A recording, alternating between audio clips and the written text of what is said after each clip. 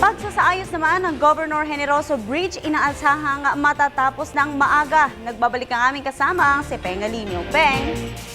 Yes, Princess, maaari sa loob lamang ng 4 na buwan, hindi 6 na buwan, ay matatapos na ang nire-repair o kinukumpani na tulay ng Generoso Bridge 2 sa Davao City na una na nakita maaring bumigay, kundi agad makukumpani.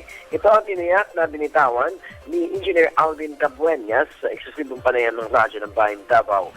Una na nagpaalam kay Davao City Mayor Rodrigo Duterte ang nasabing ahensya dahil ang nakakabalan sa kanilang proyekto noon ay ang mga informal settlers na mahigit sa 100 na naninirahan sa ilalim ng tulay o ito ay pamilya ng mahigit 100 na ayaw umalis kaya dito pumasok si Duterte at nakiusap sa mga naninirahan sa ilalim ng tulay na lumisan muna pansamantala at binigyan ng 10,000 piso kada pamilya.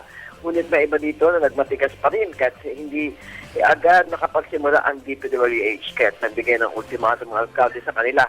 At dahil dito ay mabilis naman silang nag-alsa balutan at agad nag-full blast ang pagkukumpuni ng tulay noong nakaraang Abril. Humingi naman ng dispensya ang DPWH sa publiko sa abalang dulot ng proyekto at nangakong tatapusin nito na mas maaga pa sa itinakdang petsa sa Oktubre na malamang anya matatapos ang board filing at clearing at ito ay mabubuksan na sa publiko sa Agosto. Para sa Telebisyon ng Bayan, Peng Alinio, Radyo ng Bayan, Davao.